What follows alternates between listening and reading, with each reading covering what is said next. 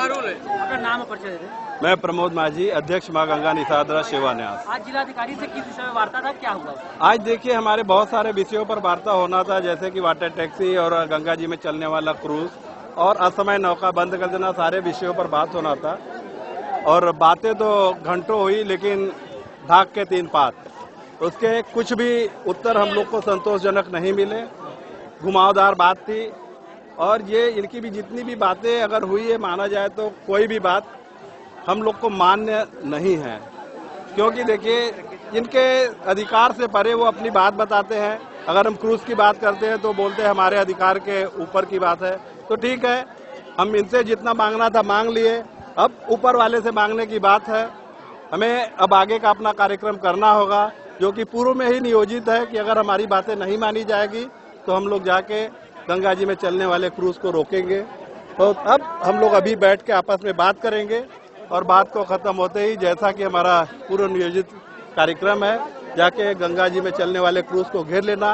क्योंकि ये water taxi पे बात तो करते हैं, सीधे सीधे कुछ बात नहीं कर रहे हैं, घुमावदार बात कर रहे हैं। वो कह रहे हैं वाटर टैक्सी आप ही ले लो, तो सीधे सीधे अगर दे दिए होते तो एक बात मैं मान लेता। ये भी कहने को मंजूर नहीं वो कर रहे हैं कि 2 आ गया इसके बाद नहीं आएगा, हमारे अधिकार में नहीं है। तो ऐसे घुमावदार बात होने से यहाँ कुछ चलने वाला नहीं है। हम पेट के लिए जान भी दे सकते हैं, लेकिन पेट पर किसी और को घुसने नहीं दे सकते हैं।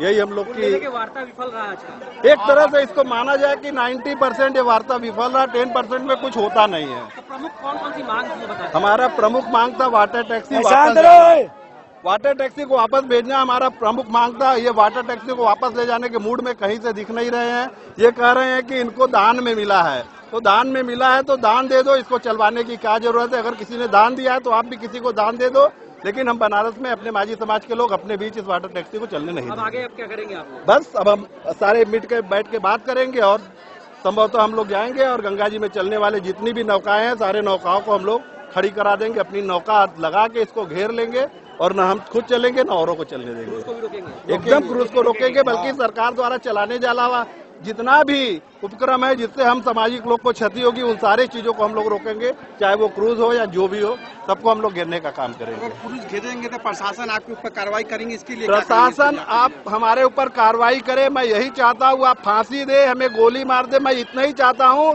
क्योंकि मैं जब तक जिंदा रहूंगा इनके किसी भी अनैतिक जो कार्य है, जो हमारे सिस्टम के खिलाफ, हमारे बिरादर के खिलाफ, हमारे लोगों के खिलाफ कोई भी बात रहेगी, मैं जब तक जीवित रहूंगा किसी भी एक बात को मानने के लिए मैं तैयार नहीं हूँगा। अगर इनको फिर से बात करना है, ये अब इनको अब गंगा जी में ही आना पड़ेगा। हमने बहुत बार इनकी बातें मान ली, इनके कहने से इनके स्थान पर जाके अब हम बैठ लिए, अब नहीं चलेगी कोई बात। अब जो भी बात होगी उनको गंगा जी में आके बात सरकार किस सरकार की बात करते हैं? जो हम लोग को उजाड़ने पर तुली हुई है वो सरकार?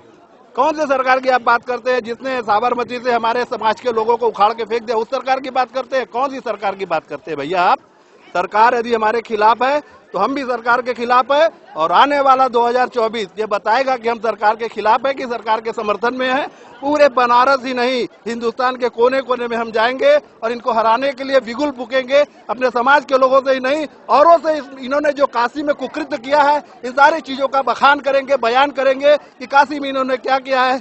जो लोग अभी समझते हैं कि हाँ बड़ा अच्छा हुआ है, ये क्या बुरा हुआ है, हम पूरे दुनिया के कोने कोने में इसका खबर भेजेंगे। फिर हम देखते हैं कि ये कैसे लोग इनकी बखान करते हैं, जो यहाँ पर कॉरिडोर में किए हैं। इन सारी चीजों का बयान हम करने जाएंगे और फिर इनको हम बताएंगे कि हम है क्या।